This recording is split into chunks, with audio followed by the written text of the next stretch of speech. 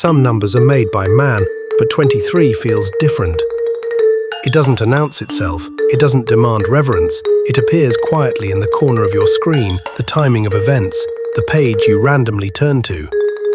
It's not sacred like 7, not complete like 12, not cosmic like 13. 23 isn't part of any holy book, but somehow it still finds you. You've seen it, you just didn't know it had a name. Is it a key, a glitch, a breadcrumb from something that remembers you? In every human cell, there are 23 pairs of chromosomes, one from your mother, one from your father. Together they spiral, twisting like a ladder made of memory. Not 22, not 24, but 23. The blueprint of a human being, written in pairs and primes. A pattern older than culture, deeper than language, etched into the smallest part of you. These strands hold the shape of your hands, the sound of your voice, the way your dreams scatter when you wake. You are not just made of dust, you are made of this number. And yet, the same number waits in ancient scripture. Psalm 23, "The Lord is my shepherd." A soul walking through shadows, surrounded by enemies, yet unshaken. Fear is not in the valley, it's in forgetting you are guided. This psalm wasn't written to comfort, it was written to remind that even in the darkest place there's a table prepared, a path restored, a cup overflowing. This is not poetry, it's programming for the soul. So why 23? Why this number again? Maybe it's not coincidence. Maybe it's a signal. Writer William S. Burroughs saw it. A plane crash, a shipwreck, a radio call sign, all tied to the same number. Robert Anton Wilson followed the trail, and it followed him back. He called it the 23 Enigma, a pattern that shouldn't exist, a sequence too frequent to ignore. He said once you see it, you start seeing it everywhere. Birthdays, death dates, coordinates, license plates, book pages, room numbers. Not just random, not just eerie, almost deliberate. And still, the mystery stretches outward.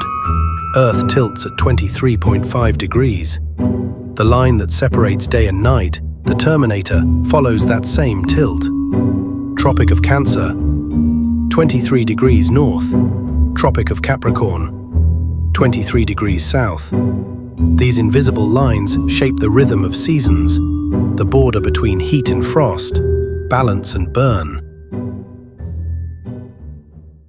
The ancients didn't measure with digital instruments, they watched the sky, and still they found this number. So what is it? A fingerprint of design, a cosmic joke. In Discordianism, a philosophy wrapped in paradox, 23 is sacred, the number of chaos. Where logic fails, 23 remains. In Freemasonic whispers, 23 appears in steps, in rituals, in encoded degrees.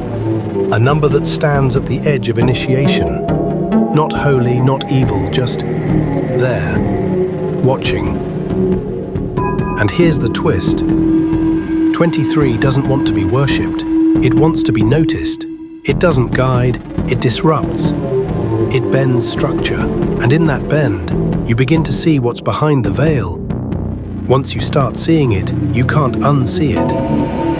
Because 2 is polarity, masculine and feminine, light and dark, beginning and end.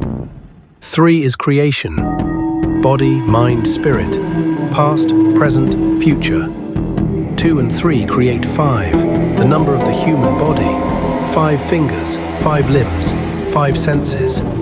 The pentagram, sacred, sovereign, misunderstood. So when you see 23, you're not just seeing a number, you're seeing the pattern of your form. Not as a symbol, but as a map. This isn't 1111. It's not 444 or 777. Those are messages. This is a mirror. 23 doesn't bring comfort, it brings recognition. It reminds you of what you are and what you're becoming. History knows this number too. Shakespeare, born and died on April 23rd. Julius Caesar, stabbed 23 times. Hiroshima, bombed at 8:15. 8 plus 15? You already know. Even tragedy leans toward 23. Some call it the 23 syndrome. The moment your awareness locks on, you start spiraling. Not into madness, but into reflection. You begin to ask, why this number? Why now? Why me? And maybe that's the point, because hidden beneath all the mysticism is math. 23 is the 9th prime number. It's rare, clean, indivisible, found in code, used in encryption, respected in physics. And maybe sacredness today isn't found in temples, it's found in algorithms, in signals, in spirals of information. Maybe 23 isn't ancient. It's awakening now, not because we discovered it, but because we're finally ready to remember it. In a world where everything is calculated, this number still feels alive. It isn't sacred because priests said so. It's sacred because it refuses to be silenced. It doesn't fit into neat boxes. It doesn't align with doctrines. It floats like static before a signal, like breath before a word. Maybe 23 isn't the answer.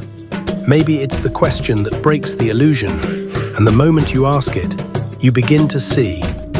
This is D-Tune's reality, where even the glitch has a message.